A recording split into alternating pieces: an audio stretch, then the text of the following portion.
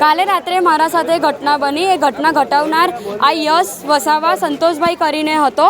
એ મને ખૂબ જ છેલ્લા 2.5 મહિનાથી હેરાન કરી રહ્યો હતો, પણ મેં મારા ફેમિલીમાં ઇન્ફોર્મ નહોતું કર્યું કેમ કે મારે ઝઘડા એ મને ટોર્ચર કરતો હતો કે તું તારા ફેમિલીમાં કહીશ ને તો હું તારા આખા ફેમિલીને ખતમ કરી દઈશ, એવી એ મને ધમકી આપી રહ્યો હતો. એટલે મેં મારી ફેમિલીમાં ઇન્ફોર્મ નહોતું કર્યું. પણ કાલે રાત્રે અમે લોકો અહીંયાથી ચાલીને જઈ રહ્યા હતા.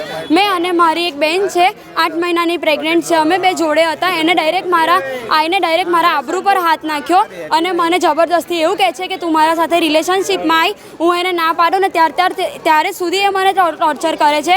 અને મારી બેને મારા ખિલાફ કીધું એને કે તું મારી બેનને કેમ હેરાન કરે છે. મારી બેન 8 મહિનાની પ્રેગ્નન્ટ છે. એને ડાયરેક્ટ મારા બેનના પેટ ઉપર લાત મારી, મારી બેન પડી ગઈ.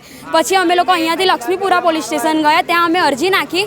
એમણે તરત અમારા અરજી નાખતા જ એમણે તરત કાર્યવાહી ચાલુ કરી. જેટલા પણ લક્ષ્મીપુરાના તમામ પોલીસ સ્ટેશનના જેટલા પણ તમામ પોલીસ છે એમણે ખૂબ જ અમારી સારી મદદ કરી. અમારી અરજી આપતા જ એમણે કાર્યવાહી કરી. ટૂંક જ સમયમાં આ લસ્સીનું આપણે ધરપકડ કરવામાં આવી. એમણે અમારી ખૂબ જ સારી મદદ કરી. જેટલા પણ હવે એ અમને ધમકી આપતો હતો, એ મને ખાસ કરીને ધમકી આપતો હતો કે તું મારા સાથે રિલેશનશિપમાં નહીં આવે તો હું તારા ફેમિલીને ખતમ કરી દઈશ. પણ હવે પહેલાં મને ડર હતો, પણ પોલીસને ઇન્ફોર્મ કર્યા પછી મને બિલકુલ ડર નથી કેમ કે લક્ષ્મીપુરા પોલીસ સ્ટેશનના લોકોએ મારી ખૂબ જ સારી મદદ કરી છે ને એને સજા એવી થવી જોઈએ કે એમ છે ને પોલીસ સ્ટેશનમાં જ રહેવો જોઈએ.